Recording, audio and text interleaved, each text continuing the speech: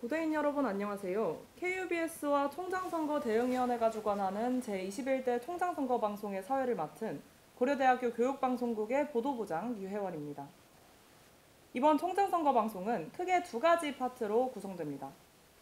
1부에서는 후보자들의 비전을 들어볼 수 있는 공통질문과 각 후보자들의 공약에 맞춰 준비한 개별 질문에 대한 답변 들어보겠습니다. 그럼 지금부터 1부 스피크 투 KU, 당신의 고려대학교에 말해주세요를 시작하겠습니다. 마동훈 후보자님, 그리고 송영훈 중앙비상대책위원장님 자리해 주셨습니다. 안녕하세요. 안녕하세요. 반갑습니다. 네, 1부 인터뷰는 크게 두 가지 순서로 나뉩니다. 우선 KUBS에서 마련한 공통질문에 대한 답변을 들어보겠습니다. 이어서 총장선거 대응위원회에서 서울 캠퍼스, 세종 캠퍼스, 대학원 총학생회에서 수합한 개별 질문을 드리고 이에 대한 답변 들어보겠습니다. 공통질문부터 시작하겠습니다. 첫 번째 공통질문입니다. 마동훈 후보자님의 기조는 무엇인가요? 예, 불러주셔서 감사하고요. 또 여러분 같이 이야기에 대해서 고맙게 생각합니다. 어려운 시기입니다. 여러모로 어려운 시기입니다. 이 어려운 시기에 특히 오늘은 Speak to KU인데 주로 학생들과 이야기하는 거니까 여러분들에게 주어져 있는 여건도 참 쉽지 않고 어려운 시기입니다. 이 어려운 시기를 어떻게 극복해 나갈까? 여태까지와는 다른 또 다른 대학들과도 좀 다른 접근이 필요할 것 같다는 생각입니다. 우리는 지금까지 공부를 하는 여러분들이나 교수님들이나 남들이 만들어준 표준을 따라왔습니다. 남들이 만들어준 표준을 따라가다 보니까 다리도 아프고요, 힘도 차고요, 또 뭐 숨도 차고요, 힘도 들고요. 그래서 특별히 학생들에게 앞으로 나가서 우리가 졸업 후에 할 일이 무엇인가에 대한, 그 다음에 대학에서 공부란 무엇인가에 대한, 또 대학에서 연구란 무엇인가에 대한, 대학원생의 경우는 그렇겠죠. 좀 새로운 표준을 좀 만들고 싶다. 물론 모든 학생들이 모두가 교수님들도 개인의 성공을 제일 먼저 생각합니다. 개인의 성공은 여러분들이 노력한 만큼 거둘 수 있는 것입니다. 개인의 성공 못지않게 좀 다른 단어를 써보면 어떨까요? 개인의 성취란 성공과는 좀 다른 개념입니다. 즉 성공은 흔히 물질적 명예로 평가되지만 성취의 문제는 조금 다르죠. 성취는 사회적인 기여와 여러분들이 이 사회에서 어떤 역할을 하는가 하는 것이 성공과 성취의 차이점이겠죠. 또 한 걸음 더 나가면 개인의 성취에 앞서서 우리 고려대학의 졸업생들은 우리 사회 공동체에 대한 책임으로 공동체의 성취를 또 같이 고려해야 될 거라고 생각합니다. 그런 의미에서 어떤 다른 대학들은 학생의 성공을 중시합니다. 참 매력적인 메시지인 걸 잘 알고 있습니다. 그 자체가 틀렸다는 건 아니고요. 우리는 학생의 성공을 넘어선 학생의 성취, 그 다음에 이 공동체가 같이 이룰 수 있는 성취가 무엇인가를 좀 같이 고민해 봐야 되는데 그걸 위해서 우리는 대학을 다니고 공부를 하는 것 같습니다. 저는 교육이란 말을 다른 말로 표현을 합니다. 교육은 다른 말로 학습이라고 표현을 하기도 하고요. 그 다음에 교육은 또 다른 말로 저는 자득, 즉 스스로 습득하는 거다라는 이야기를 늘 합니다. 교육, education이란 참 좋은 단어이긴 하지만 영어적 표현으로 봤을 때 주어가 항상 선생님이 앞에 섭니다. 그렇죠? 네, 우리는 목적어가 되죠. 학생들은 학습의 경우에는 I learn, we learn입니다. 즉 여러분들이 교육의 주체가 돼야 된다고 얘기하지만 사실은 이 교육과 학습의 차이를 조금 더 생각해 본다면 뭘 공부해야 되는가, 특히 이 엄청나게 변하는 시기에 어떤 공부가 필요할까에 대한 좀 스스로의 생각이 좀 바뀔 수도 있을 것 같다는 생각입니다. 그런데 그 학습에서 습이라는 거는 굉장히 반복적으로 하는 것을 사실 의미하는 한자어거든요. 그래서 그거보다는 오히려 스스로 깨달는다, 즉 자득이라는 개념이 저는 우리가 지금 하고 있는 교수님들이 하는 연구와 학생들이 하고 있는 공부의 또 다른 개념이 돼야 된다고 생각합니다. 여러분이 주어가 되면은 여러분들의 공부가 그렇게 힘들지 않을 수 있습니다. 또 그 공부가 여러분의 개인의 성공뿐만 아니고 사회적인 성취에까지 이르는 좀 다른 차원의 공부를 할 수 있을 것 같습니다. 제가 학생들과 늘 교실에서 만나서 또 여기도 지금 저 교실에서 있었던 스텝도 여기 계시지만 늘 생각하는 것은 또 늘 얘기했던 건 아마 그런 얘기였던 것 같습니다. 나에게 너무 많은 걸 배우려고 하지 말고 여러분들이 좀 스스로 공부하는 법을 배운다면 대학 졸업 후에도 인생이 편해질 텐데 좀 대학 교육의 새로운 표준이 바로 좀 이런 모양의 표준이 되어야 될 거라고 생각합니다. 고려대학교에서는 최고의 교수님들과 최고의 학생들이 최고의 성공을 위해서 우리가 다 같이 매진하고 있습니다만 사실상 한 걸음 더 나가서 여러분이 성공을 넘어선 개인적 그다음에 사회적 성취를 이룬다면 저는 한 명의 교육자로서 굉장한 큰 보람으로 느끼겠습니다. 그런 좀 새로운 표준을 만들고 싶은 것이 특히 학생 여러분들에게 이야기하고 싶은 제가 총장으로 출마하고 준비하게 된 배경이자 취지입니다. 네, 답변 감사합니다. 두 번째 공통 질문입니다. 총장 후보자로 출마하시게 된 계기를 말씀해 주세요.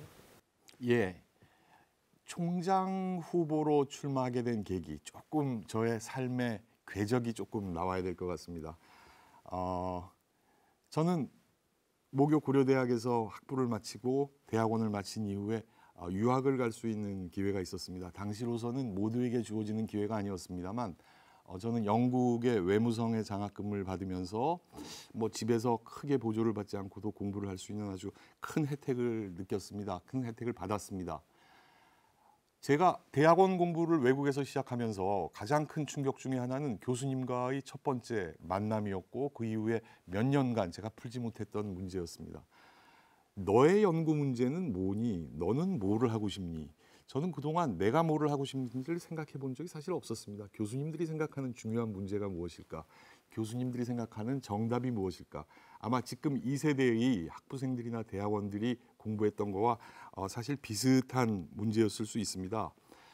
저는 그래서 어쨌건 그런 자각에서 내가 어떤 공부를 어떻게 해야 될까? 스스로 나의 삶이 무엇일까? 나의 연구가 무엇일까? 늘 고민해 왔고요. 공부를 마친 이후에는 한국에 귀국해서 정말 감사하게도 모교에서 교수를 할 수 있는 큰 혜택을 받아왔고 또 학생들을 만나서 교육자로서 교수로서 임하고 있습니다. 그런 고민이 저의 삶의 큰 부분이었는데 지난 2008년쯤 이후에 대학의 경영에 참여할 수 있는 기회를 갖게 된 것이 또한 제가 좀 다른 생각을 대학에 대한 다른 생각을 하게 된 계기였습니다. 학교에서 총장님 두 분을 모시고 학교에 대외협력처장을 했었고요. 그다음에 또 한 분 총장님을 모시고는 학교의 미래전략실장을 했습니다. 그래서 학교의 대외, 그다음에 학교의 미래 전략에 대한 고민을 깊이 할 생각이 있었습니다.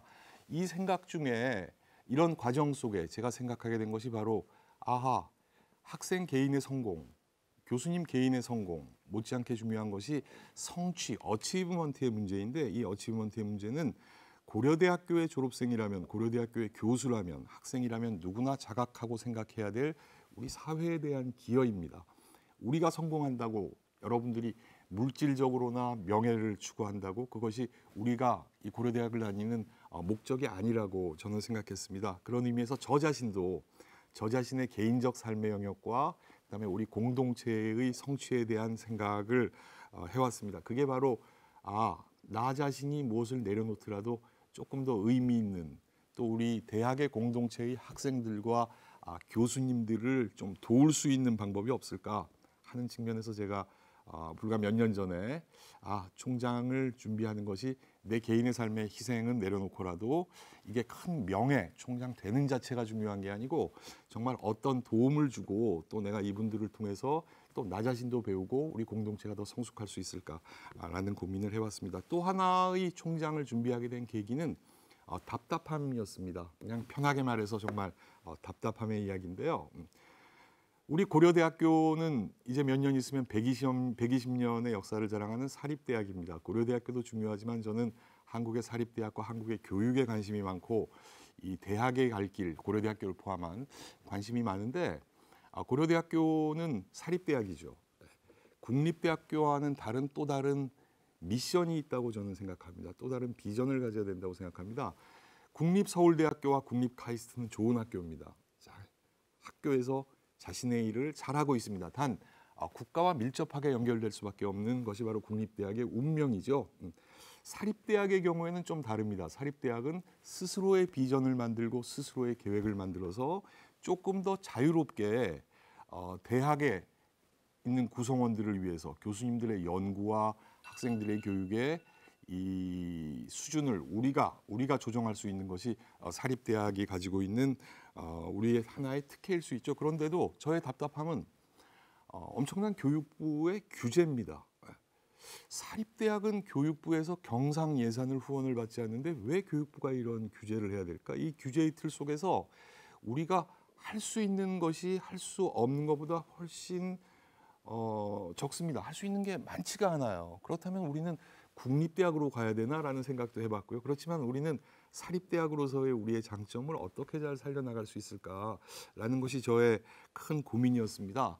즉 제가 생각하는 대학의 소위 거버넌스의 하나의 표준은 사립대학은 국가, 정부 혹은 교육부의 좀 과도한 규제로부터 좀 자유로워야 한다고 생각합니다. 저는 대학의 정신은 자유라고 생각합니다. 그 자유가 책임을 유기한 무한정의 자유를 의미하는 것은 아닙니다. 시민사회에서 공동체적 기여, 공동체적 협업, 공동체적 공존이라는 그 가치를 유지한 채 우리는 대학에서 자유롭게 여러분들이 공부하는 내용과 교수님들이 연구하는 내용과 그다음에 우리들이 활개칠 수 있는 그 운동장을 우리가 자유롭게 구성을 하는 것이 바로 대학이 나갈 길이고 사립대학이 국립대학과는 다른 그 연유 때문에 우리가 노력을 하면 잘 할 수 있다고 생각합니다. 즉 우리가 계속 교육부의 가끔 이런 시각도 있습니다. 대학들은 교육부의 산하 기관인가? 저는 가끔 그런 글을 쓴 적도 있고요. 그런 주장을 강력하게 한 적도 있습니다. 대학은 특히 고등교육기관은 교육부의 산하 기관도 아니고요. 그런 모양으로 가서도 안 된다고 저는 생각합니다. 대학인들이 스스로 책임질 수 있는 자유의 범위 내에서 그 자유를 만끽하기도 하면서 또 그 자유를 활용해서 개인의 성취, 성공뿐만 아니고 우리 사회 공동체의 성취를 이루어내는 것이 바로 사립대학의 일이라고 생각합니다. 그런 의미에서 저는 개인적인 일을 좀 접었습니다. 총장을 통해서 우리 대학과 사회 공동체에 기여하고 싶은 그 마음이 정말 내가 할 수 있을까라는 단 하나의 질문의 초점은 그거였고요. 자 그렇다면 한번 준비를 시작해 보자라고 총장 준비를 시작하게 됐습니다. 네, 답변 감사합니다. 그럼 세 번째 공통 질문입니다. 후보자님이 준비하신 학우들을 위한 대표 공약을 말씀해 주세요. 네, 학생 여러분들에게 무엇을 하고 싶는가라는 것이 우리 선거적 용어를 쓰다 보면 공약인데요. 저는 사실 아까 저를 후보님 이렇게 불러주셔서 뭐 맞으니까 그랬습니다만 사실 뭐 대학의 총장 선출 과정은 저는 밖에와 똑같이 하는 거에 대해서는 조금 어색함도 있고 그렇지만 선출 과정이 있으니 또 공약이 있습니다. 제가 학생들에게 하고 싶은 것들을 한번 쭉 정리를 해봤는데요.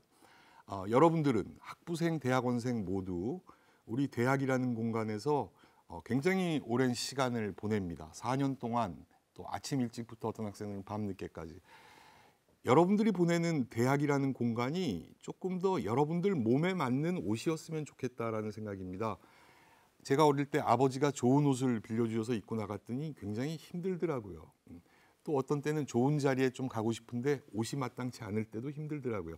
자기한테 맞는 옷이 필요한데 오래전부터 이런 일이 있었습니다. 이런 고민을 생각을 해왔습니다. 왜 학생들은 도서관이 번듯이 있는데 카페에서 공부를 할까? 그거는 학생들의 라이프 스타일을 제가 좀 덜 이해했을 때 이야기죠. 도서관은 비어 있는데 카페는 꽉 차네. 그렇다면 학교의 도서관도 카페같이 변해야 되는 게 맞지 않을까? 카페에서 3,000원 혹은 5,000원짜리 커피를 마시면서 뭐 좋은 분위기에서 공부하는 게 잘못된 건 아닙니다만 대학이 카페 같이 될 수 있어야 되고 또한 대학의 강의실이 이런 구조로 만들어진 강의실에서 어떻게 대화와 토론이 가능할까라는 고민을 했습니다. 사실 줌으로 강의를 했던 지난 한 2년 동안은 오히려 더 저는 제가 플랫폼 위에 서서 포디움 뒤에 서서 강의를 하는 것보다는 여러분들은 어떻게 느꼈을지 모르겠지만 저는 더 큰 자유를 느꼈습니다. 학생들하고 똑같은 화면 공간에서 이야기를 하니까요. 물론 자꾸 화면 안 나오게 끄고 하니까 좀 답답함은 있었지만 여러분들이 그래서 대학 공간에 대한 고민을 많이 해왔는데요. 즉 여러분들이 사실 뭐 강의실 혹은 세미나실에 대한 불평의 이야기도 많이 합니다. 고려대학교 인문사회계열 캠퍼스에는 인문사회관이 기획 중이고 인문사회관이 곧 만들어져야 되는 것이 저는 맞다고 생각합니다. 그 공간을 만드는 데에 제가 좀 힘을 기울이고 싶고요. 그다음에 아무리 좋은 공간이라도 만들어지는데 상당히 시간이 걸립니다. 그 걸리는 시간 동안은 우리 공간을 좀 최적화해서 어떻게 공유할 수 있을까에 대한 고민도 굉장히 체계적으로 좀 해보려고 합니다. 각 단과대학의 학장님이나 교수님들의 양해도 필요하고요. 어떤 데는 공간이 넘치고 어떤 데는 공간이 부족하기도 하니까. 또한 자연계 캠퍼스에는 굉장히 감사한 일은 우리 IT 교양관이 우리 존경하는 어떤 기부자님의 큰 기부로 인해서 이미 시작이 됐습니다. 자연계 캠퍼스 과거에 비해서 많이 좋아졌지만 여전히 기초과학을 공부하는데 특히 공부하는 강의실 측면에서 부족함이 많고요. 저는 IT 교양관이라는 공간은 고려대학교 1학년 입학한 이공계 자연계열 학생들이 정말 여기 오길 잘했다 할 정도의 공간은 돼야 된다고 생각합니다. 인문사회계열과는 달리 자연계에는 실험시설이 필요한데 실험시설도 자연히 업그레이드 돼야 됩니다. IT 교양과는 자연계 시그니처 브랜드가 돼야 된다고 저는 생각합니다. 또한 아울러서 고려대학교가 가장 부족한 것 중에 하나는 기숙사입니다. 학생들의 주거 공간입니다. 물론 주거 공간에 대해서는 고려대학교도 할 이야기가 많습니다. 제가 학교 일을 하면서 보니까 저쪽 개운사 뒤쪽에 산 위에 기숙사를 좀 짓고 싶지만 지방자치제에서 허가를 안 해주고 이런 고충이 있습니다만 이 문제도 이제 정말 풀어나가야 되죠. 그걸 위해서는 사실 학생 여러분들의 협조도 좀 필요합니다. 여러분들이 특히 고려대학교의 원룸 혹은 기숙사로 오는 학생들이 그렇게 복잡한 일은 아닌데요. 부모님의 허락을 받으시고 주민등록을 옮겨주면 여러분들이 여기서 유권자로서 표를 행사할 수 있거든요. 여러분들 잘 아시죠? 지방자치단체장들도 전부 투표로 뽑으니만큼 그게 있으면 사실은 무시를 못합니다. 근데 사실 상당히 그 수가 적습니다. 그래서 여러분들도 좀 도와주셔야 되고요. 또한 큰 기숙사를 만들기 이전에 저는 이 코로나 기간에도 그런 생각을 좀 했는데 사실 학교 주위에 있는 원룸이나 주거 공간들을 학교가 큰 도서관의 규모는 아니지만 좀 일단은 렌트를 해도 괜찮고 혹은 임대 혹은 구입을 해서 학생들이 조금 더 원룸보다 저렴하고 편한 환경에서 사용할 수 있도록 우리가 좀 개발해서 나갈 필요도 있습니다. 사실 외국의 대학들이 특히 미국과 유럽의 대학들이 기숙사 시설이 좋죠. 그렇지만 그게 전부 우리가 생각하는 것과 같이 새로 만들어진 큰 기숙사만을 의미하는 건 사실 아니거든요. 거기는 보면 어떤 때는 대학원생을 위한 부부가 같이 살 수 있는 어떤 때는 조그만 방, 큰 방, 기숙사의 수준도 천차만별이고 가격도 천차만별이고 이게 왜 그런가 봤더니 대학이 근처를 구매하면서 소위 학교를 늘려나가는 방법이기도 하죠. 그렇다면 큰 기숙사를 짓는 데는 엄청난 돈이 들지만 어떤 건물을 사고 우리가 그걸 기숙사로 활용하는 것에는 상대적으로 한 번에 들어가는 큰 돈의 부담이 상대적으로 적지 않겠습니까? 그래서 그 방법도 좀 적극적으로 추진하려고 합니다.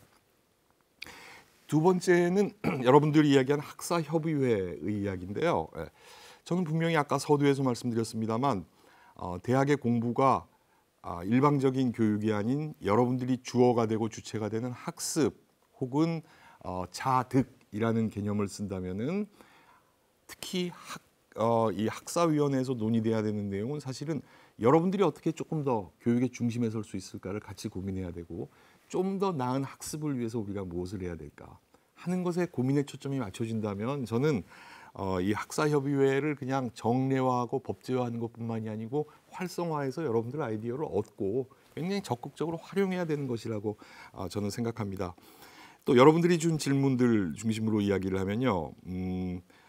총학생회의 존중, 그거는 물론 총학생회는 여러분들의 대표이고 신뢰를 바탕으로 여러분들과 대화를 하고 대화의 결과에 대해서 또 해답이 명확하지 않을 때는 또 계속되는 대화가 있어야 되고 그 내용들이 바로 우리 대학의 특히 여러분들이 학습, 특히 여러분들이 공부하는 일에 대한 모든 문제들은 우리가 같이 풀어나가야 된다는 점에서 절대 존중해야 된다고 생각합니다.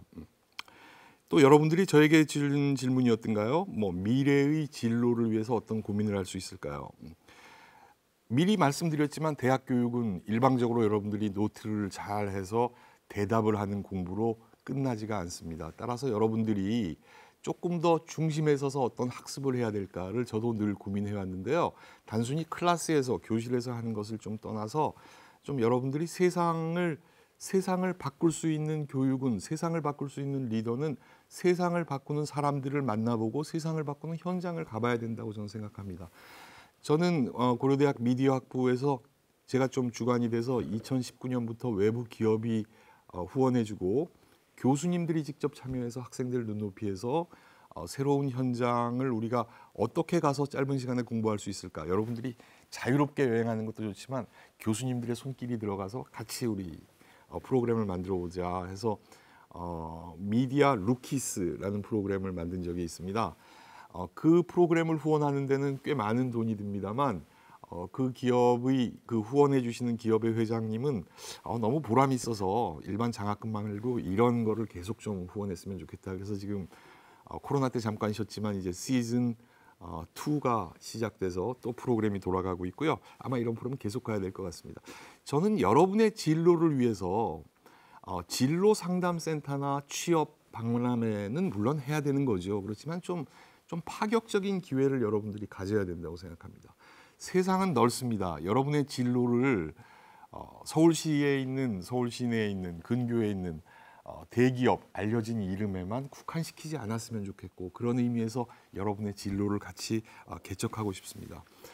학생들에게 어떤 도움을 줄 수 있을까요? 라는 질문을 또 해줬는데 학생들에게 현실적으로 가야 되는 것은 역시 여러분들이 공부를 편안하게 할 수 있는 어떤 방법을 찾아야 되는데 그건 역시 우리들의 재정 문제, 돈 문제와 밀접하게 관련이 있을 것 같다는 생각이에요. 그래서 뭐 이걸 장학금이라고 표현할 수도 있고 생활보조금이라도 표현할 수도 있을 것 같습니다. 고려대 미디어학부에서는 2021년부터 장학금을 하나 좀 새로 만들었습니다. 저도 그 장학금을 같이 디자인하고 외부의 소중한 기부금으로 이 장학금은 다른 장학금 제도도 있지만 이 장학금은 소진형으로 하자, 쓰자.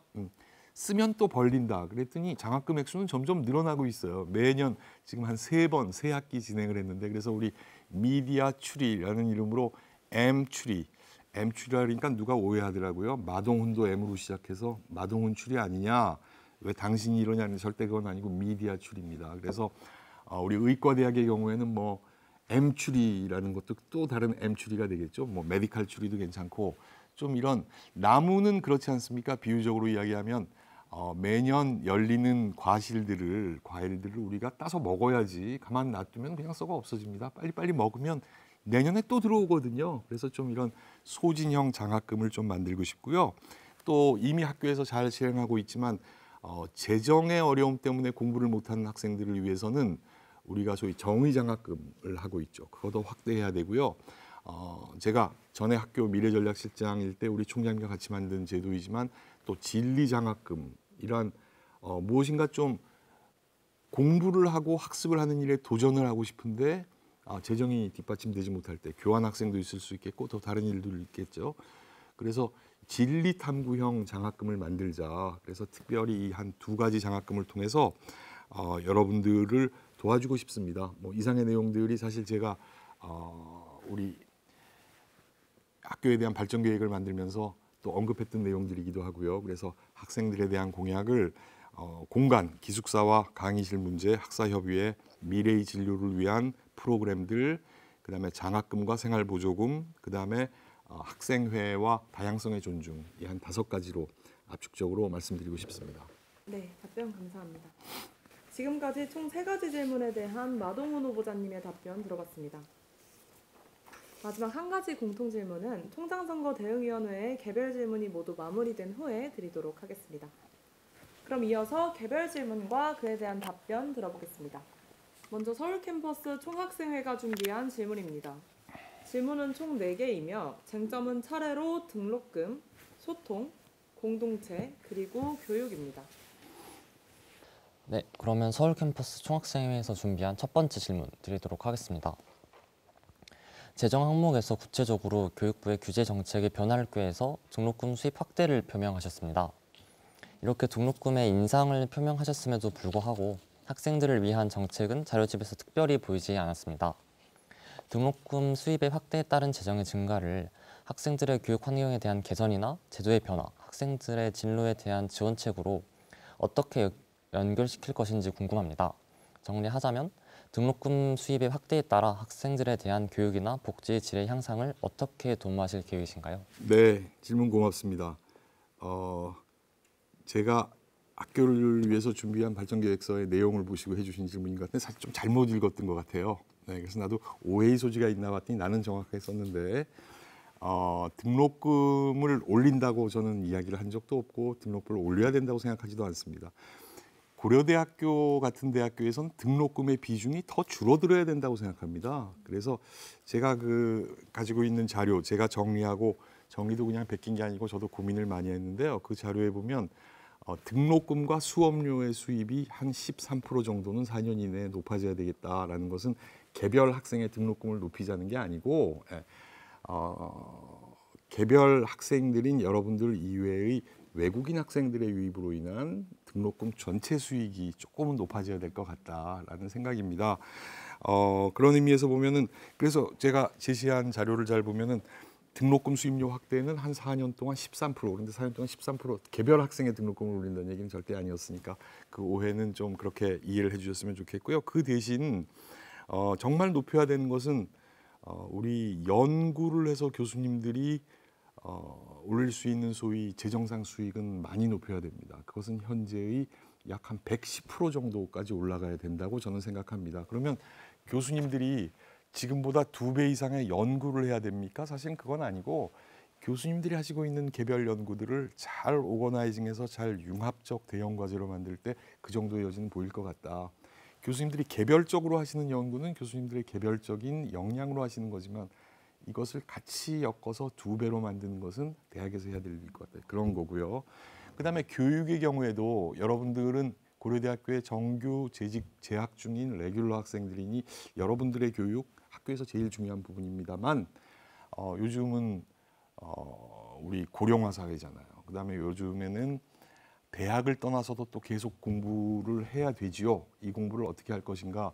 소위 우리 라이프롱 에듀케이션이라는 이름으로 고려대학에도 평생교육원이 있습니다만 평생교육보다 조금 더 강한 그야말로 생애 전주기에 공부를 할 수 있는 한 번 공부한 것을 또 다시 할 수도 있고 또 왜냐하면 정보는 항상 업데이트되고 정보는 항상 지식의 반감기에 적용이 되고 있으니 몇 년 있으면 없어지는 지식을 다시 보강할 수도 있고 또 다른 공부도 해야 되고 그래서 소위 생애 전주기 교육을 통해서 교육 부대 사업을 늘려서 여기서도 한 50% 이상을 우리가 늘릴 수 있고 늘려야 된다고 보이고요. 그다음에 정말 많이 우리가 역점을 둬서 총장으로서 늘려야 되는 부분은 학교의 발전기금입니다. 흔히 기부금이라고 불려지는 부분인데 그 부분은 5배 정도 한 400% 이상을 늘려야 됩니다. 그러면 사실은 고려대학교의 등록금 비중이 여러분들이 부담하고 있는 주로 여러분들이 부담하는 등록금 수업료의 부담이 고려대학교 교비회계라고 불려지는 경상회계의 지금 한 60%에서 70% 정도의 비중을 차지하고 있습니다. 이 구조를 한 40에서 50%까지 좀 끌어내려야 됩니다. 무슨 말인가 하면 다른 데의 재정을 더 늘리라는 거죠. 그래서 다른 데의 재정의 수입을 더 많이 만들어야 되고요. 그래서 고려대학교 전체의 경상비로 활용될 수 있는 교비 예산을 한 50%는 더 늘려야 된다고 생각합니다. 지금 현재의 우리의 교비가 한 5,400억인데요. 그중에서 한 8,100으로 높이는 시도를 하는데 사실 등록금 인상률은 굉장히 등록금 인상률이 아니죠. 자꾸 저도 오해할까 봐 말을 정리해서 할게요.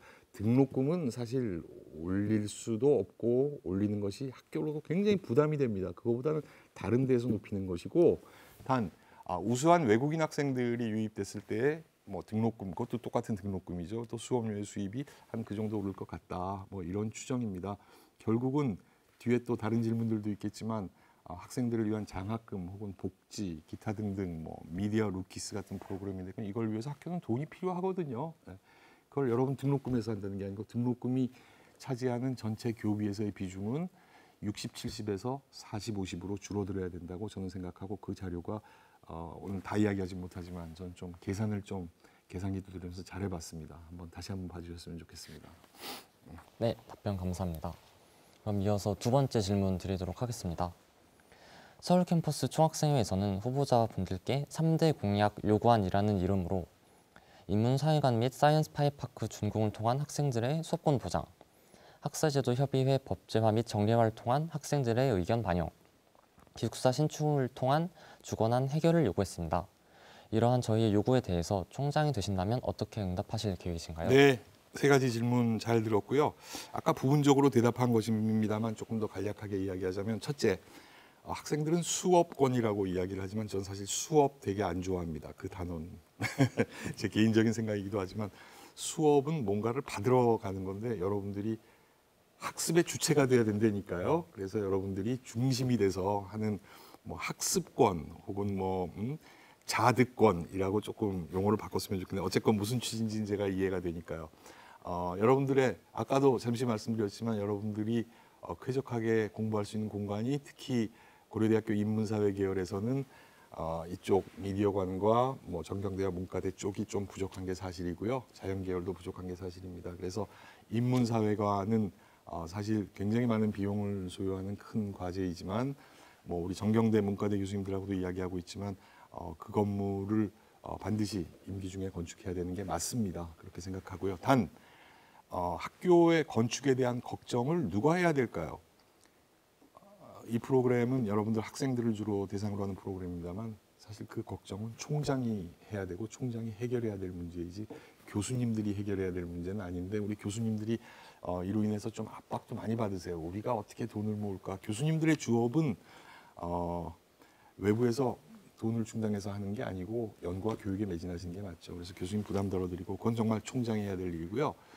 그 다음에 이미 시작한 우리 IT 교양관의 경우도 이 얘기한 사이언스 파크의 사이언스 파이파크의 중심이 바로 IT 교양관이죠. 특히 여러분들의 수업권과 관련해서는 그곳은 모든 1학년 학생들이 특히 자연과학 이공계에서는 전부 물리화학 생물 수학을 공부하지 않습니까?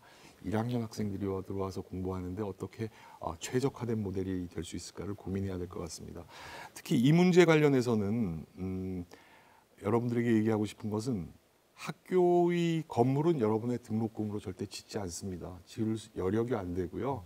이건 다 밖에 소중한 기부금으로 우리가 건물을 짓습니다. 고려대학교의 100수십 개의 건물은 정말 놀랍게도 1937년 이후에 안암동에서 전부 외부의 기부금으로 이루어졌습니다. 총장이 할 일은 총장이 어디 가서 빚을 져올 수는 없지 않습니까? 총장이 할 일은 선명한 개념을 만들어서 그 개념을 잘 기획해서 이걸로 기부자를 설득해서 건물을 만드는 거고요.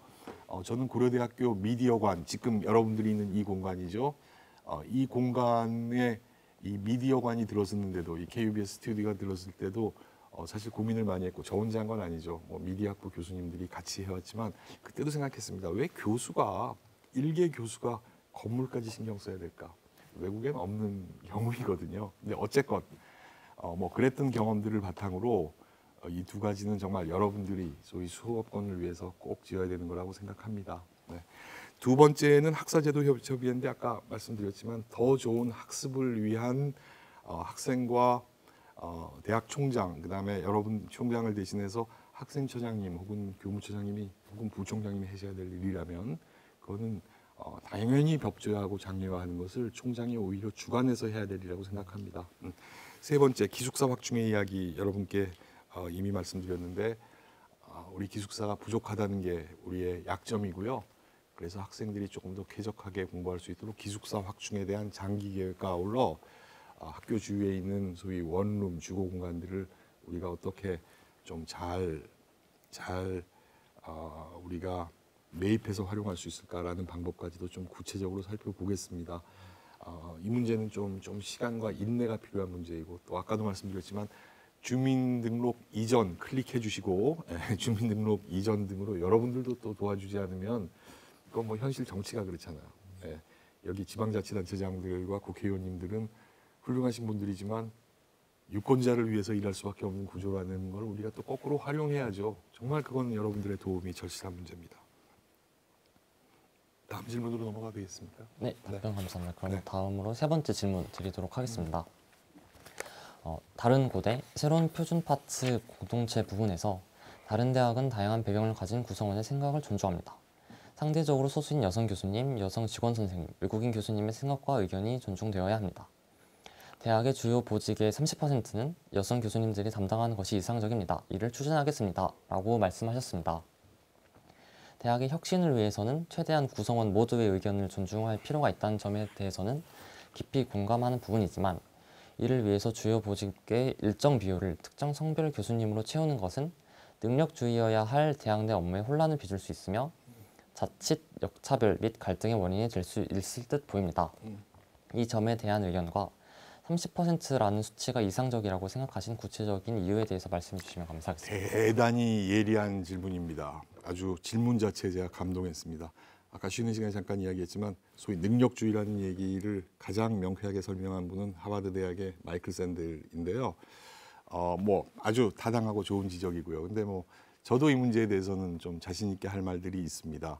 즉 여성 교수님들이 지금 전체 비율은 고려대학교의 경우에 많이 좀 달라지고 좀 계속 지수가 좋아지고 있지만 교수님들의 인구학적 특성이 한꺼번에 변하지 못하지 않습니까? 그래서 약 17% 선입니다. 외국의 대학들에 우리가 조금 염두에 두고 좀 생각해 봐야 될 외국의 유수 대학들의 사례를 보니까 스탠포드, 하버드, 예일, 프린스톤 등의 대학이 외국 대학의 전임 교수님의 퍼센트가 얼마쯤 될 것 같으세요? 생각보다 많습니다. 50에서 58% 정도 됩니다. 그래서 제가 그래서 나도 이 수치를 보고 나니까 내가 대학 일을 하면서 혹은 뭐 학회 일을 하면서 외국에 가면 이렇게 여자 교수님들이 많았던 이유가 여기 있었구나. MIT나 칼텍과 같은 공과대학의 경우에도 여성 교수의 수는 40%에 이릅니다. 우리의 표준은 거기까지 사실 따라가야 되는 게 맞지만 한국 사회에서는 유감스럽게도 여성들이 지금 많이 바뀌어지고 있지만 여성들이 자신의 능력을 트레이닝할 수 있는 기회들이 실제로 이 앞의 세대까지는 그렇게 주어지지가 않았던 구조가 있습니다. 자, 그러면 여성 교수님 수를 늘리시죠. 그것도 좋은 아이디어인데 뭐 획기적으로 늘지 않으면 조금씩 늘어나고는 있는데 그런데 저는 기본적으로 교수님의 임용에 대해서는 각 단과대학과 학부, 학과들의 그 교수님들이 결정을 하셔야지 총장이 퍼센트를 주는 것은 이건 또 다른 문제가 있을 것 같다라는 측면에서 무슨 권장은 하고 얘기는 할 수 있지만 그것을 규정할 수는 없고 단 하나 할 수 있는 것이 교수님들이 좀 적극적으로 여성 교수님들이 적극적으로 학교의 경영에 참여해 주시는 거라고 저는 생각합니다. 저는 시기는 걸리겠지만 지금 추이로서는 한 20년 걸릴 것 같아요. 여성 교수님들이 늘어나는 숫자를 보니까 그렇지만 고려대학교의 여성 교수님들은 어느 순간 30%가 돼야 된다고 생각합니다. 우리는 능력주의를 이야기하면서 평등을 이야기합니다. 이퀄리티를 이야기하는데 저는 좀 다른 개념을 이야기하고 싶어요. 사실 이퀄리티보다 더 중요한 것은 우리식으로 번역을 하면 조금 번역이 아주 명쾌하게 구별이 되진 않지만 저는 구별이 되는데 영어로는 에쿼티라는 개념은 이건 공정입니다. 공정.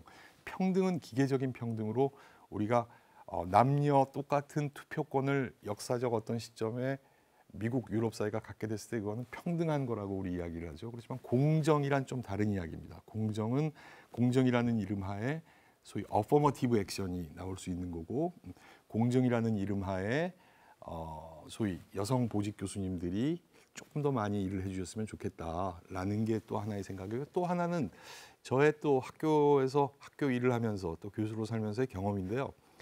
미디어 학부의 전임 교수님이 현재 17분이십니다. 여성 교수님이 8분이십니다. 학부장 교수님은 학부장 겸 대학원장 교수님은 또 여성 교수님이 두 번째 맡아서 하십니다. 여성 교수님들이 그런 학부의 일을 맡아서 하실 기회가 없어서 그렇지 이 교수님들이 맡아서 하시니까 저는 마이너스는 거의 보이지 않고 플러스가 더 눈에 많이 띕니다. 뭐 남성 교수님들이 혹시 보시고 오해하시지 않았으면 좋겠습니다만 여성 교수님들이 학부일을 맡아서 하시니까 더 합리적이고 효율적이고 투명하게 이루어지더라 라는 사례들이 어떤 특정인이 맡아서가 아니고 여성 교수님들도 남성 교수님 못지않게 잘 할 수 있는 일인데 이걸 능력주의라는 이름으로 이 문제를 해석을 한다면 저는 거기에 절대 동의할 수는 없습니다. 그것이 바로 30%가 되는 게 바로 제가 정의하는 이퀄리티가 아닌 에쿼티 측면에서의 능력주의에도 부합하는 거라고 저는 생각합니다. 고려대학교의 외국인 교수 수도 더 많아져야 되고요. 외국인 교수님들이 학교의 중요한 일도 맡아서 해주셔야 됩니다. 우리는 그런 의미에서 과거의 표준에 머물고 있고 저는 이건 내가 꼭 추구하고 싶은 새로운 표준의 영역이라고 얘기하고 싶습니다. 네, 답변 감사합니다. 그럼 이제 네 번째 질문 드리도록 하겠습니다. 학교의 교육 환경에 관해서 무전공, 전공 유연, 자기 맞춤형 키워드에 집중하신 것으로 보입니다. 실현 가능성에 의문이 생길 수밖에 없어 보이는데요. 전공의 선택지가 넓어진다면 학부생 스스로가 설계해 나갈 수 있다는 장점은 있지만 특정 전공의 수업을 듣고 졸업한 전문 지식이 있는 학생으로는 비춰지기 힘들 수 있습니다. 또한 현재 시행하고 있는 다중전공 제도에서도 특정 인기 학과로 인원이 몰려 기존의 본 전공 학생들이 수업을 듣지 못해 민원이 발생하고 있고, 말씀하신 신체제와 유사한 자유전공 학부 또한 특정 전공에 치중되는 문제를 가지고 있는데 학부 전공 유연 제도나 무전공 무전공 입학 제도를 시행할 경우 이와 같은 상황이 계속될 수 있을 것 같습니다. 이러한 전문성과 수용 가능성에 대해 어떻게 계획하고 계신지 여쭙고자 합니다. 네, 이 질문도 역시 굉장히 예리한 질문이고 굉장히 중요한 질문입니다. 고려대학에는 경영대학 미디어학부 철학과부터 의대까지 수없이 많은 과가 있습니다. 모든 전공의 특성이 다릅니다. 네. 모든 전공의 특성이 다르고 교수님들은 각 분야에서 전공의 교수님을 하시고 있는 게 맞는데요. 아까 이 질문에 아주 좋은 질문이지만 그 전제에서 제가 조금 의문을 달고 싶은 것은 모든 영역이 정말 고도의 전공 지식을 학부에서 맞춰줄 것을 사실상 요구하지 않습니다. 의과대학의 경우 얘기가 좀 다를 수 있고 약학대학의 경우 다를 수 있습니다. 다른 분야들은 다른 분야대로 인정하고 저도 인정해야 된다고 생각합니다. 그렇지만 몇몇 분야를 제외한 고려대학교 전체의 학부생을 기준으로 하면 이 전체 중에 약 90% 정도 되는 영역은 제가 속해 있는 미디어 학부나 뭐 철학과도 역시 마찬가지입니다.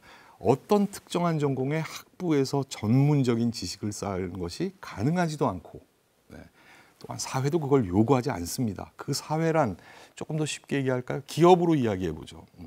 삼성, SK 조금 다른 레벨에서 이건 뭐 그냥 거론하는 게 아니고 제가 직접 들어본 이야기들. 삼성, SK는 대기업이죠.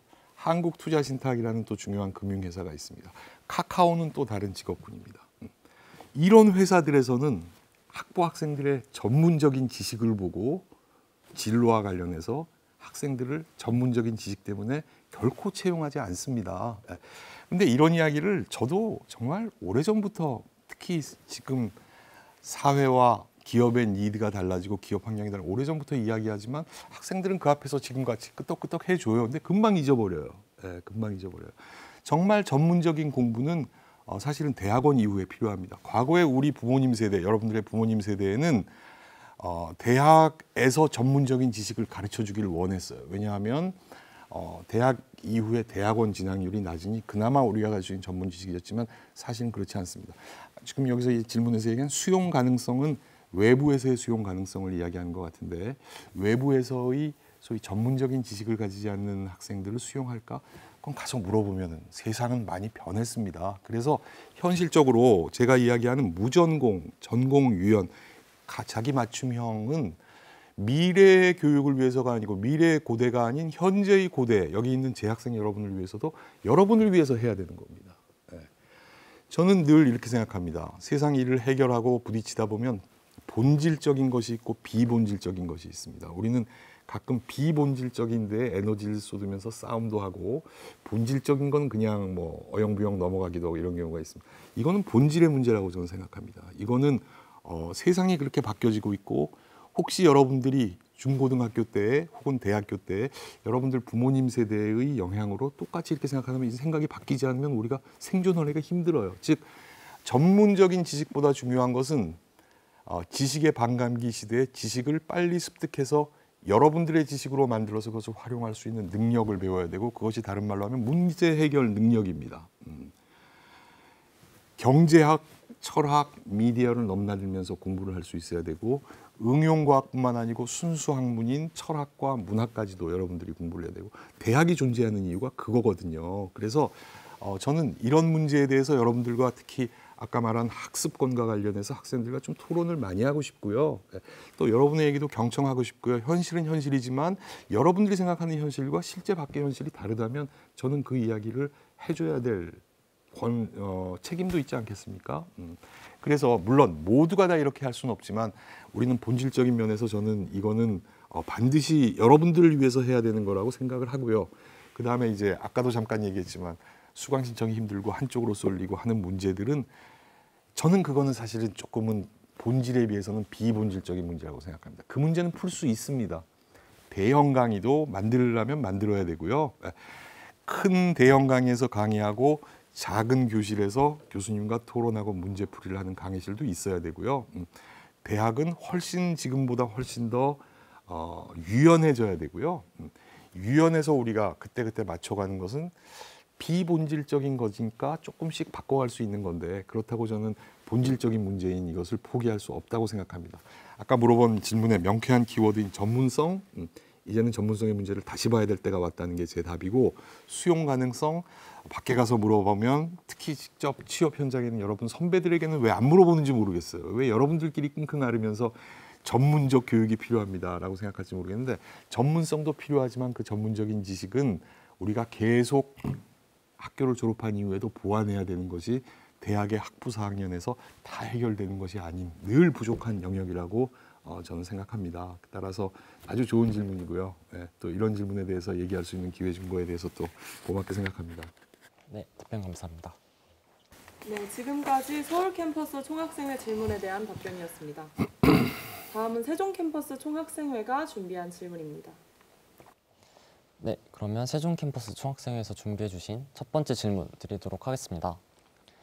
세종 캠퍼스에 대한 후보님의 공약이 공개된 이후 교내 익명 커뮤니티 등에서 세종 캠퍼스 학우들 및 후보님에 대한 공격이 있었습니다.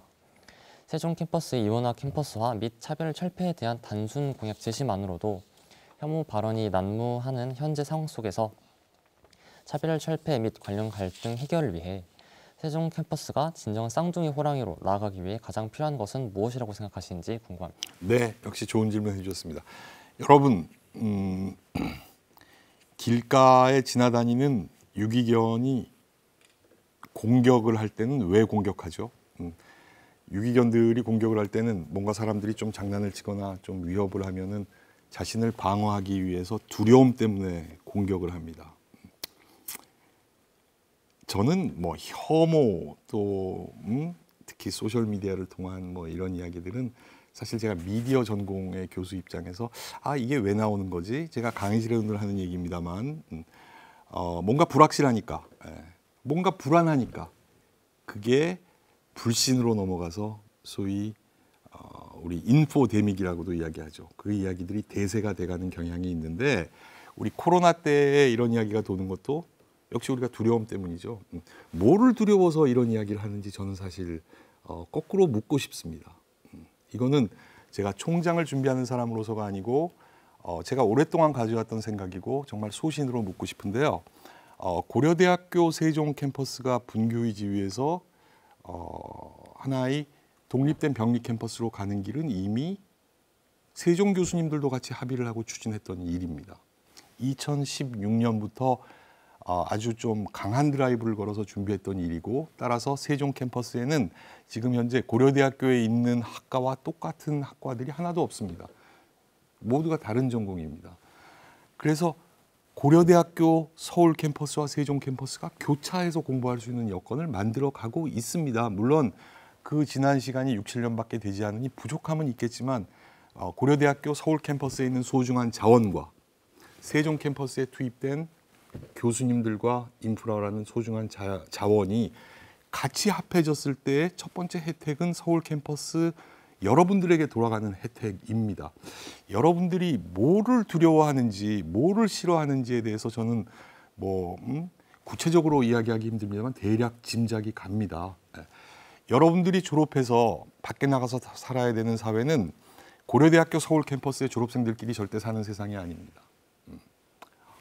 여러분들이 병원에 가서 일을 하건 공직에 가서 일을 하건 창업을 해서 직원을 고용하건 같이 협업을 해서 어떤 문제 해결을 할 수 있는 연습을 하지 않은 채 여러분들이 우리는 A그룹인데 B그룹과는 다르고 같은 캠퍼스로 주어지는 것을 용인할 수 없다는 그 정도의 생각으로 여러분들은 제가 생각하는 미래를 이끄는 리더로서의 제가 생각하는 교육적 가치를 생각할 때에 조금 사실 유감입니다.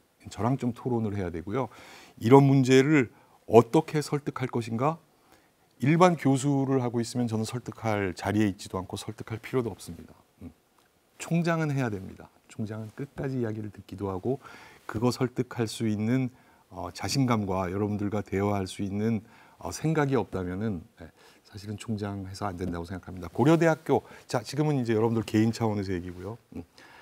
고려대학교는 1981년에 소위 조치원의 캠퍼스를 하나 만들었고 그게 조치원 분교라고 불려지고 지금의 세종 캠퍼스입니다. 정말 하늘이 도우신 일이라고 생각하는데요. 그 당시는 생각하지 못했던 세종자치특별시가 이제는 만들어졌고 우리 정부가 그쪽으로 하고 대통령실도 국회도 이전을 준비 중에 있고 그 도시에서 물론 세종시는 아닌 조금 떨어져 있는 13km 떨어져 있습니다만 정말 최고의 선택을 그 당시에 해준 거라고 저는 생각합니다. 서울 캠퍼스의 많은 교수님들도 저도 그렇고요. 자연과학 이공계 교수님들도 정부에 자문을 하거나 정부의 회의가 있으면 세종을 갑니다. 우리가 오히려 세종을 많이 가면서 서울에 있는 교수님들도 저한테 가끔 그런 질문 하시더라고요. 교수님, 세종 캠퍼스는 어디 있습니까? 세종은 가지만 세종 캠퍼스는 경시해 왔습니다. 지난 10여 년간 세종 캠퍼스에 새로 오신 교수님들의 수준은 사실 엄청난 수준입니다. 세종 교수님들이 고려대학교 서울 캠퍼스 교수님들과 협업을 할 때 세상을 바꾸는 연구가 또 나올 수도 있습니다. 세종 학생들이 고려대학교 학생들 이미 서울 캠퍼스에 와서 복수 전공 이중 연구하고 있습니다. 그게 좀 더 자연스럽게 풀려야 된다고 생각합니다. 뭐 한 1년여 전에 있었던 일인가요? 저는 좀 그런 이야기도 실제로 하고 싶습니다. 서울 캠퍼스, 세종 캠퍼스의 학생회에서 있었던 뭐 분쟁이 제가 정확한 스토리는 모르겠습니다만 뒤에 들리는 이야기는 정말 유감입니다. 서로 이해하고 포용하고 서로를 안고 갈 수 있는 준비가 안 된 여러분들이 어떻게 전공 지식 고려대학교를 졸업한 학생의 목표가 삶의 목표가 개인의 성공이 아닌 개인 공동체의 성취라고 정말 생각한다면 이 문제를 한번 잘 생각해 봐야 되고요. 그다음에 고려대학교 차원에서 봐도 두 마리 쌍둥이 호랑이의 메타포는 비유는 저는 틀리지 않았다고 생각하고 반드시 가야 되는 방향이라고 생각합니다. 뭐 학생 여러분들 중에 혹시 저와 다른 생각 가지고 있다면 뭐 저한테 또 이야기해 주시고 또 다른 기회에 이야기를 할 이야기지 이게 소셜 미디어에서 그렇게 할 이야기는 저는 아니라고 생각합니다. 네, 답변 감사합니다. 이어서 두 번째 질문 드리도록 하겠습니다. 세종 캠퍼스에 과학, 공업 분야의 대기업 기획학과를 유치하겠다고 말씀하셨습니다. 현재 과학기술 1관, 과학기술 2관은 만성적인 공간 부족 문제, 야심차게 설립된 신설학과들은 전임교원 문제에 시달리고 있습니다. 부족한 공간, 부족한 우수교원 문제를 어떻게 해결할지에 대한 생각을 듣고 싶습니다. 네, 좀 전에 얘기해 준 그 질문은 세종 캠퍼스의 공간과 전임교수 문제는 좀 아픈 질문입니다. 고려대학교 구성원의 한 사람으로서 좀 아픈 질문이고 부족함이 있으니까 보완돼야 될 내용이 맞습니다. 그런데 또 한편 분명히 그 전제하에서 또 한편 드리고 싶은 말씀은 특히 이제 전임 교수와 관련된 이야기인데 우리는 역시 과거의 표준에 익숙한 것 같아요. 그게 잘못된 건 아닌데요. 대학에 가면 고등학교 시절부터 담임 교사가 있고 교실이 있으니까 우리 교실이 있고 담임 선생님이 있어야 이게 공부의 현장인 것 같으니까 이게 이제 고등학교까지의 공부고요. 대학교에서 사실 우리 대학 측에서 풀어야 될 문제지만 과학기술대학 1호관, 2호관이 있지만 그 옆에 산학관이 새로 만들어진 지 얼마 안 됐고 가속기관이 만들어진 지 얼마 같이 공유도 하고 있거든요. 그다음에 조금 걸어가면 또 다른 유휴 공간들도 있습니다. 그런데 학생들은 이렇게 이야기하죠. 10분 혹은 15분간의 휴식 시간 동안 뛰어가느라고 숨이 찹니다라고 그것도 이해는 됩니다.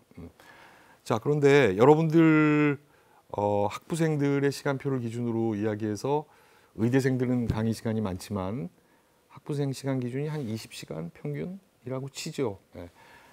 일주일에 20시간입니다. 하루에 너댓 시간이고 뛰어가야 되는 거는 일주일에 한 몇 번이잖아요. 그런데 이게 그냥 일반화해서 뭐 옆 건물에 가서 공부하는 거는 이건 우리가 우리가 너무 열악한 조건인 것 같아요. 라고 이야기하기에는 사립대학의 조건이 주어져 있는 조건을 조금은 이해해 줄 필요가 있습니다. 고려대학교 서울 캠퍼스를 기준으로 강의실의 활용률은 50%를 조금 넘는 수준입니다. 제가 한 6, 7년 전에 학교 일을 할 때 일부러 체계적으로 분석을 해본 적이 있고 지금도 그거보다 많이 높진 않습니다. 그러면 교실 한 교실에 가보면 절반은 비어있다는 이야기거든요. 그걸 잘 활용하면 되는데 또 학생들도 아침 일찍 오기 싫어하고 저녁 늦게까지 강의하기 싫어하고 외국의 대학들 중에 제가 겪어본 많은 대학들은 제가 외국에서 강의를 할 때도 아침 8시에도 시작합니다. 그 다음에 저녁 7시까지도 합니다. 그러면 좀 숨통이 트이잖아요. 사실 이런 방법으로 좀 스마트하게 풀어야 될 문제도 있습니다. 전임 교수의 문제도 아까 전제로 이야기했다시피 시급히 해결해야 될 과제 많습니다. 그런데 외국의 유수한 대학들은 소위 2과 이상의 같이 일을 하시는 소위 공동 임용 교수, 조인틀리 어포인티드 되어 있는 조인트 어포인티드에 한 교수님들이 굉장히 많습니다. 사실은 교수님들이 특히 요즘같이 세상이 융합되고 학문이 융합되는 시대에 어떤 교수님은 영문학과와 미디어학부에서 같이 강의를 하시는 게 맞다고 저는 생각하거든요. 그런데 교수님들에게도 학생들에게도 아직 그게 익숙하지가 않아요. 물론 신설학과의 경우에는 가장 최근에 신설된 학과들은 작년에 신설되기도 했고 또 그전에 신설되기도 했고 그러니까 우리가 신설 교수님을 모실 시간적 여유가 없었습니다. 이건 조금 인내심을 가지고 지켜봐 주시고 반드시 풀어야 될 가지고 꼭 그렇게 해야 됩니다. 단 플러스 앞으로는 이제 2개 이상의 학과를 공동으로 임용되셔서 공동으로 겸임하시는 교수님들도 더 많아야 되는 것도 사실인 것 같다라는 게 조금 덧붙이는 제 생각입니다. 네, 답변 감사합니다. 네, 지금까지 세종 캠퍼스 총학생회 질문에 대한 답변이었습니다. 마지막으로 일반대학원 총학생회가 준비한 질문입니다. 네, 그러면 이제 일반대학원 총학생회에서 준비해 주신 첫 번째 질문 드리도록 하겠습니다. 올해 일반대학원 등록금이 인상된 바 있는데 인상된 등록금을 대학원생을 위해 환원하기 위해서는 현재 낮아지고 있는 장학금 수혜율을 현실화할 필요가 있다고 보입니다. 대학원생 장학금을 양적, 질적으로 증대할 구체적인 방안이 있다면 무엇일까요? 네, 일단 뭐 이 문제에 대한 당위성, 그다음에 이걸 해결할 방안 이렇게 나눠서 이야기해야 되겠네요. 지극히 당연한 얘기입니다. 우리는 대학원생들이 장학금을 받는 것은 학교로부터 받는 큰 수혜라고 생각을 하는 경향이 있습니다. 사실 대학원 수준에서의 소위 등록금의 문제와 생활보조금의 문제는 대학이 됐건 사회가 됐건 누군가가 책임을 줘야 되는 문제라고 저는 생각합니다. 그리고 대학원생들은 학생임과 동시에 대학원생이니까 학생임과 동시에 대학원생들은 교수님과 같이 연구에 연습을 하면서 연구자로 커나가고 있는 미래 세대의 연구자들입니다. 따라서 교수님들이 하는 연구를 같이 진행을 하더라도 그거는 소위 같이 연구를 하는 연구자의 신분으로 연구를 하고 있거든요. 그래서 어떤 논문에 교수님과 지도학생, 대학원생들이 같이 논문을 썼을 때는 어떤 때는 기여도에 따라 대학원생 이름이 먼저 앞으로 나가기도 합니다. 대학에서 교수님과 같이 연구를 하는 사람들은 학생임과 동시에 우리의 동료죠. 그리고 연구자입니다. 연구자에 대한 소원은 반드시 이루어져야 되고요. 외국 대학들의 사례를 봐도 국가에서 감당을 해줄 수 없는 외국인 유학생들의 경우에는 사실 등록금 부담이 좀 많은 경우가 있습니다만 자국의 대학원생들이 공부를 하러 왔을 때는 이건 어떤 방식으로건 모두 해결돼야 되는 게 사실 정답입니다. 동시에 오히려 외국에는 그런 풍토가 더 빨리 자리 잡았습니다. 물론 어느 교수님들이 너가 연구하는 건 뭐지? 귀담아 듣고 또 그걸 조금 코칭해 주기도 하고 교수님의 연구를 도와주기도 하면서 같이 연구하는 그 당위성 때문에 이 문제는 해결돼야 된다는 것입니다. 그런데 이제 현실적으로 문제들이 있죠. 그래서 BK 플러스라는 프로젝트를 교수님들이 열심히 해서 하시는 이유도 우리 미디어 학부도 화학과도 다 열심히 하시는 이유는 사실 다른 게 아니고 학교의 명예도 아니고 대학원생들의 생활 보조를 위해서 하는 제도입니다. 국가가 만들어준 제도 중에 뭐 모든 제도가 완벽하진 않지만 그래도 유일하게 대학원 학생들에게 혜택이 가는 게 BK 플러스인데 BK 플러스를 고려대학에서 많이 하고 있지만 일부 또 하지 않고 계신 학과들도 다 할 수 있도록 학교 차원에서는 최대한 후원을 해드려서 BK 플러스 장학금만 있어도 사실은 그게 등록금에 감면 직접 되진 않지만 상당 부분 후원이 실제로 이루어집니다. 많은 부분은 국가의 R&D 사업에서 또 대학원생들의 등록금 문제가 그다음에 대학원생들의 생활보조금 문제도 해결될 수 있습니다. 그다음에 아까 제가 기업 산업과의 연구 이야기도 했지만 교수님들이 개별적으로 하시는 산업 연구들이 학생들의 등록금과 또 이 생활보조금으로 특히 자연계, 이공계 경우에 많이 투입되기도 합니다. 그 양도 훨씬 더 늘려야 됩니다. 그게 만들어져야 재원이 만들어집니다. 또한 앞에 서두에서 말씀드렸지만 학교의 교비 예산이 일단 튼튼해져야 됩니다. 대학은 영리 기업이 아니라고 잘 아시고 계실 겁니다. 사립대학이지만 영리를 추구하지 않는 비영리 교육기관입니다. 대학은 금년에 남은 수익을 내년으로 이월시켜서 혹은 투자를 할 수도 없습니다. 대학은 교비 회계로 들어오는 모든 예산에 잡혀진 것을 소진해야 되고 소진하는 방법으로 왜 대학이 총장님이 학교 당국이 대학원생들에게 돈이 있으면은 왜 장학금 지급을 안 하겠습니까? 마치 대학은 이만한 큰 자산을 가지고 있는데 대학은 대학원 장학생에게 주는 장학금 수혜율이 낮은 거 아니냐. 사실 그건 좀 오해이고요. 이런 문제의 발단이 생긴 것은 대학이 가지고 있는 별도의 발전기금 때문에 생긴 오해인데 고려대학교의 경우에 최소한 고려대학의 경우에 발전기금들은 다 목적성이 있는 발전기금들입니다. 건축을 하기 위해서 세이브되어 있고 다른 용도로 세이브되어 있고 철저하게 고등교육법과 사립학교법에 맞추어서 가지고 있는 예산들이어서 그거를 쓴다면 또 미래에 대한 투자가 이루어지지 않잖아요. 따라서 가장 최선의 방법은 교비 예산 총장 임기 중에 50% 높이겠습니다라는 게 저의 좀 확연한 이야기입니다. 그 정도 높여야 우리가 소위 경쟁대학이라는 대학과 비슷한 수준의 대학원생들에게 혜택이 갈 수 있습니다. 그래서 뭐 당위성 충분하고요. 그 다음에 구체적인 방안들은 교비 회계의 대폭 확대로 또한 아까 말한 것처럼 BK 플러스 국가산학연구과제, 기업연구과제의 철저한 협력으로 교수님들이 잘해서 특히 자연계의 많은 대학원생들 또 인문사회계도 마찬가지지만 공부에 어려움이 없고 또 여러분들이 하고자 하는 연구에 더욱 진력할 수 있도록 최선을 다하는 것이 총장의 일인 것 같습니다. 네, 답변 감사합니다. 그럼 이제 개별 질문에서 마지막 질문 드리도록 하겠습니다. 대학원생 인권 침해 사건이 일어날 때마다 징계 처분에 수요되는 시간이 길어 가해 교수와 피해 학생이 학교에서 마주치게 되는 문제가 발생하고 있습니다. 또한 가해 교수가 법적 처벌을 받아도 다시 교직으로 돌아오는 사례도 발생하고 있습니다. 이처럼 인권 침해 사건 발생 시 피해자 보호를 확충할 방안이 있으신가요? 네, 역시 얘기를 듣기만 해도 좀 아픔이 다가오는 좋은 질문이시고 절실한 질문인 것 같습니다. 아까 다른 질문에 대한 대답에서도 얘기했지만 세상에는 본질적인 게 있고 조금 덜 본질적인 비본질이라고 했기 좀 덜 본질적인 게 있습니다. 본질적인 것은 절대 양보할 수 없죠. 대학에서 발생하고 있는 인권 문제와 가해자 피해자의 문제는 이건 정말 본질적인 문제이고요. 그 다음에 어떤 책임을 져야 될 교수님 혹은 교직원 선생님이 학교를 떠났다가 다시 돌아오게 되는 상황도 이것도 저는 본질적인 문제라고 생각합니다. 따라서 이건 단호해야 된다고 생각하고요.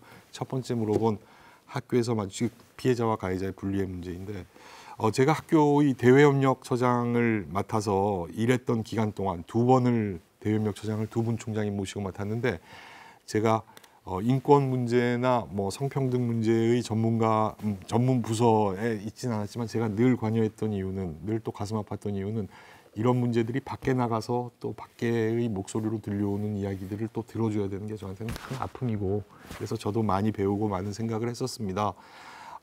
첫 번째 문제는 엄격한 룰을 만들어서 학교에서 인권센터 혹은 인권성평등센터에서 준수할 수 있도록 만들어야 되고요. 두 번째 문제, 이게 이제 교육부의 소청으로 어떤 학교를 떠나신 분이 교육부 소청을 해서 판단을 다시 받으면은 현행법에 의하면 이게 돌아올 수 있는 구조가 이루어져요. 그러면 대학은 행정소송에서 패소한 당사자가 돼서 그걸 받아들여야 됩니다. 그렇지만 저는 받아들일 수 없다고 이야기할 겁니다. 이런 문제는 본질적인 문제이니 양보할 수 없는 문제이고 그러면 대학의 총장을 또 소송할 수도 있습니다. 감수해야 된다고 생각합니다. 이거는 단 사안이 명확하게 파악돼서 명확한 내용을 제가 인지하고 있고 정확하게 할 때. 왜냐하면 대학이라는 공동체, 그야말로 공동체가 어떤 성취를 하고 개인이 어떤 성취를 하는, 제가 계속 말씀드리는 제가 생각하는 대학의 철학과 대학의 비전에 갖춰놓고 봤을 때 이 문제는 굉장히 본질적인 문제고 묵과될 수 있는 문제이니 교육부의 소청 절차가 어떻게 돼서 돌아오는 경우가 있어도 총장은 마지막까지 이거는 용납할 수 없는 문제라고. 단 그 사안이 아주 클리어하게 제가 이해할 수 있도록 정리돼서 제가 파악을 하고 있어야 되겠죠. 네. 그래서 그렇다는 전제하에서 이거는 대단히 단호하게 우리가 해야 될 내용이라고 생각됩니다. 네, 답변 감사합니다. 네, 지금까지 총장선거 대응위원회의 개별 질문에 대한 답변 들어봤습니다. 이제 마지막 공통 질문 드리겠습니다. 마동훈 후보자님을 한 줄로 어필하신다면 어떻게 표현할 수 있을까요? 마동훈을 한 줄로 할까요? 한 단어로 표현할까요? 어떻게든 편하신 대로 상관없습니까? 해주세요. 예. 저는 태어날 때부터 대학을 다닐 때나 대학원을 다닐 때나 교수일 때나 지금 총장을 준비하면서도 저는 자유인이라고 생각합니다. 자유인이란 아무데나 가고 누구와도 잘 어울리고 자유를 만끽하는 그런 의미에서 해석할 수도 있겠지만 또 한편 보면 제가 지금까지 지금 제가 성장은 더 안 하죠. 성장도 했고 또 지금까지 뭐 이때쯤까지 제가 아직 젊지만 이때까지 쭉 오면서 점점 깨닫게 되는 것은 똑같은 자유인인데 전에는 자유에 따르는 책임을 잘 알지 못했고 지금은 자유에 따르는 책임을 과거보다는 조금 더 많이 하는 것 같습니다. 저는 제가 생각하는 소위 마동훈이 굉장히 자유로운 사람이고 자유인이라는 것은 한편에서 보면 남들은 우려하실지도 모르겠지만 저 사람 어디로 갈지 사실 그런 의미는 아니고 저는 좀 과거의 틀이 아닌 새로운 틀을 늘 생각하는 원동력이 되어 왔습니다. 그래서 아마 제가 뭐 다른 고대, 그다음에 새로운 표준이라는 개념을 이야기하는 이유도 아마 거기에 있는 것 같습니다.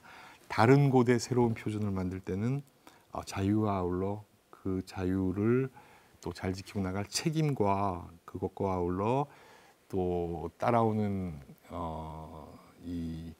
또 다른 전제가 물론 필요하겠죠. 그렇지만 뭐 저를 한마디로 표현하려면 그렇게 표현하고 싶습니다. 이건 돌발 질문이군요, 정말. 네. 감사합니다.